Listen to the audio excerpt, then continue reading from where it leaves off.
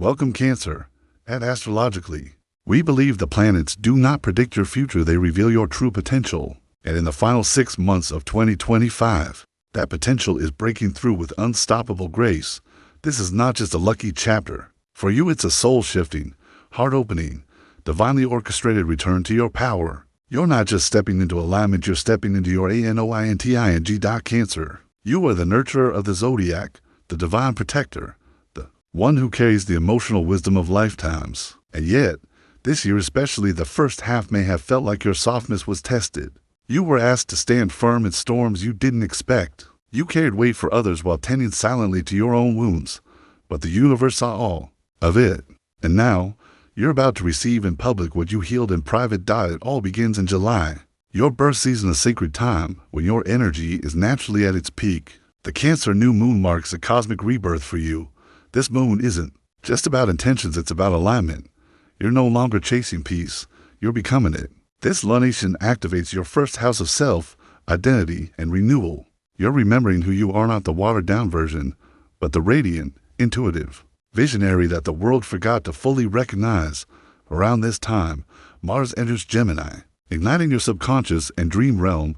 Pay close attention to your inner nudges, your night visions, your quiet thoughts. They aren't random, they're divine instructions. The universe is communicating with you through synchronicity, symbols, and soul whispers. Your only job is to trust what you're receiving.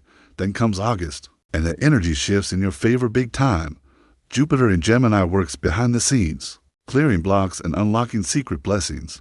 It's like the backstage of your life is being rearranged, preparing you for a reveal you don't even know is coming. Expect surprise support, divine connections, and moments where everything just clicks. It may not make sense logically, but spiritually, you'll know it's right.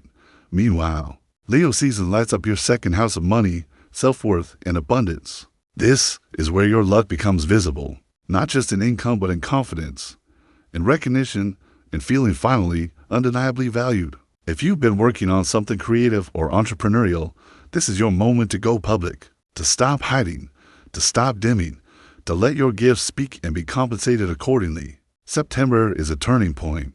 Venus enters Virgo, activating your third house of communication, teaching, speaking, writing, and ideas. Your voice becomes your superpower.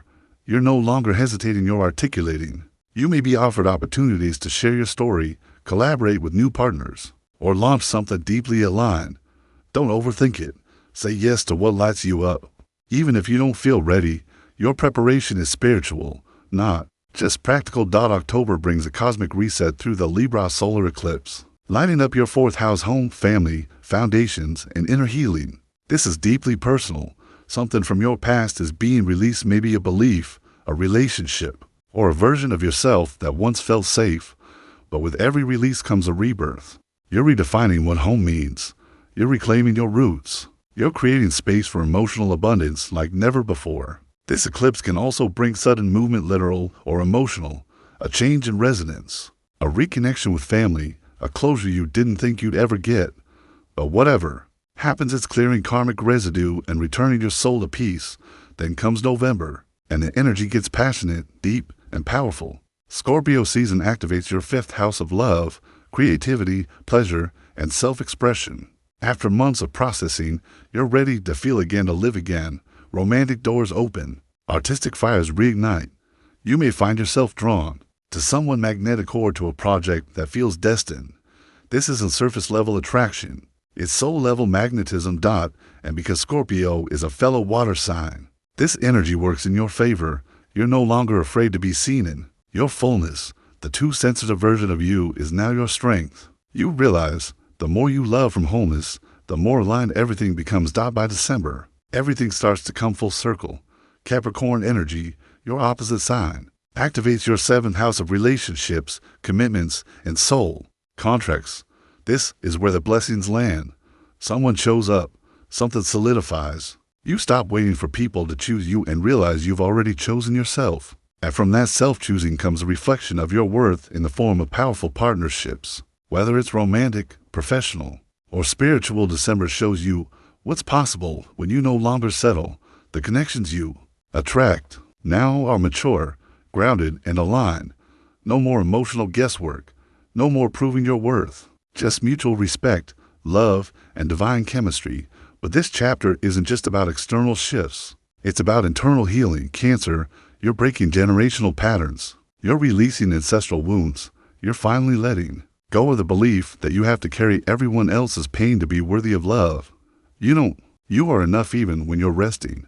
You are valuable even when you're not fixing. You are lovable even when you're vulnerable. And these final 6 months are about living from that truth. You'll notice how your energy shifts from emotional survival to spiritual sovereignty. You'll stop absorbing everyone else's energy. You'll stop compromising your peace.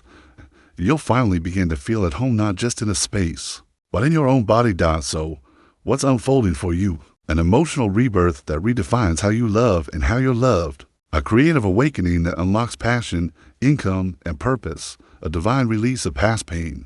Creating space for soul partnerships. A powerful return to self-trust, self-expression, and sacred boundaries. A deep, unshakable knowing that the worst is behind you and the best is right ahead. These last 6 months aren't just lucky. They are anointed. Every lesson you've learned is now a stepping stone. Every tear you shed is now watering your harvest.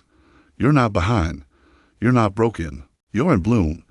Your harvest is inevitable. So breathe deeply, forgive fully, love boldly, and walk forward like the healing has already happened, because it has. Say it with me, Cancer. I welcome divine peace, divine love, and divine abundance into every part of my life. Because now, you're no longer just surviving, you're thriving. And the universe is rising to meet your new frequency with blessings beyond your wildest prayers.